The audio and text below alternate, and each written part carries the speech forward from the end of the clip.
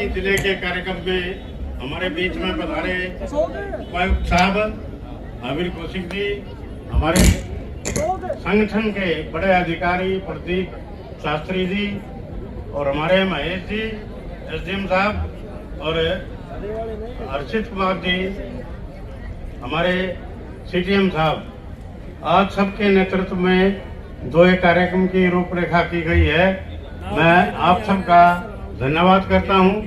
मेरे साथी विक्रम सिंह जी, कविता परमार जी, मैं सुमिता शर्मा जी, मैं सबका इस कार्यक्रम में जो भी मेरे साथ आए हैं उन सबका स्वागत करता हूं। और ये गीता जयंती महोत्सव ये 3-4 साल पहले 90,000 की घोषणा करी थी, लेकिन आज वो मेरा कर्जा उतर गया, क्योंकि कोई भी बात कहना आसान होता है मन से, लेकिन उसको पूरा करना ये बीजेपी का आदमी ही कर सकता है, कोई भी दूसरा आदमी आपको ऐसा मिलेगा नहीं। क्योंकि हम सब लोग एक मंत्र का जाप करते हैं, भारत माता का, और भारत माता का आशीर्वाद लेके हम आगे बढ़ते हैं। क्योंकि जिस प्रकार से हमारे देश की व्यवस्थाएं उनको ठीक करने के लिए गीता का उपदेश सबसे महत्वपूर्ण है। और मैं मानता हूं कि जिस प्रकार से हम गीता का उपदेश लेकर आगे बढ़ते हैं, कईयों की टेंशन खत्म हो जाती है। गीता का नित्य पाठ करने से टेंशन, बीमारियां अधिकतर दूर हो जाती हैं। मैं आप सबसे अनुरोध करता हूं कि 5 साल के बाद बच्चे से गीता का पाठ अवश्य करवाएं, चाहे वो हिंदी अनुवाद की हो चाहे संस्कृत की हो।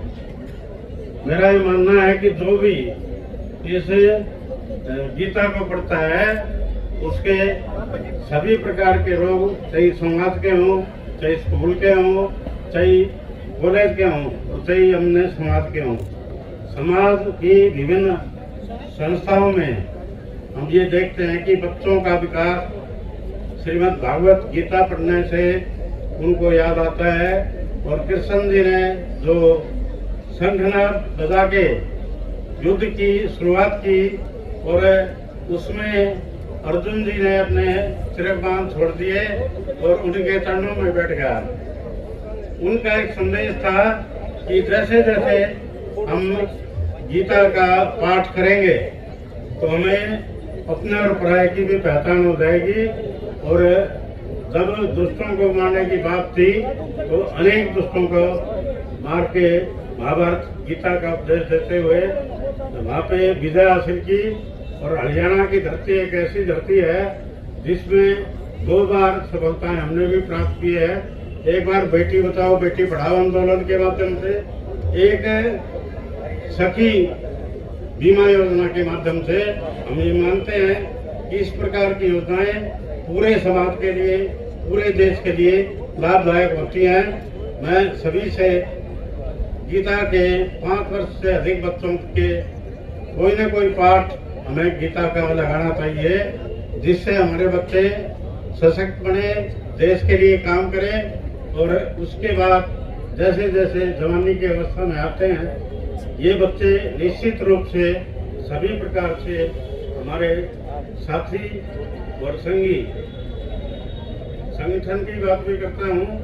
जो संगठन पूरे देश में अभी आदेश से चेतन जी बीच में से गए हैं, उन्होंने जिस प्रकार से सारी व्याख्याएं की हैं, मैं उनका भी नमन करता हूँ। और जो भी काम हमारे बीच में हुए हैं, हम सब लोग मिलकर देश को ऊंचा उठाने का काम करें। और गीता जयंती का संदेश भी यही है, तो यदा यदा ही धर्मस्य ग्लानिर्भवति भारत अभ्युत्थानम् अधर्मस्य तदात्मानं सृजाम्यहम्। ये गीता जी का पहला महाभारत का जो हमने टीवी में भी देखा है, और ये संदेश जिस प्रकार से सभी लोग समझते हैं, जानते हैं कि जब जब धर्म की हानि हुई है तो भगवान ने प्रकट होकर हमारे देश में, हमारे संसार में उन्होंने काम किया। मैं आप सबको गीता के अवसर पर, गीता जयंती के अवसर पर बधाई देता हूँ। क्योंकि गीता के माध्यम से हम कुछ सीख के आगे बढ़ते हैं। मैं एक बात और बताता हूँ, हमारे विधानसभा में गीता के ऊपर गीता का फोटो लगाया गया, ऊपर जिनके गीता को पूरे साक्षात रूप से वहाँ भी हमें दर्शन होते हैं। आप सबका हार्दिक अभिनंदन करते हुए अपनी बात समाप्त करता हूँ। जय हिंद, जय भारत।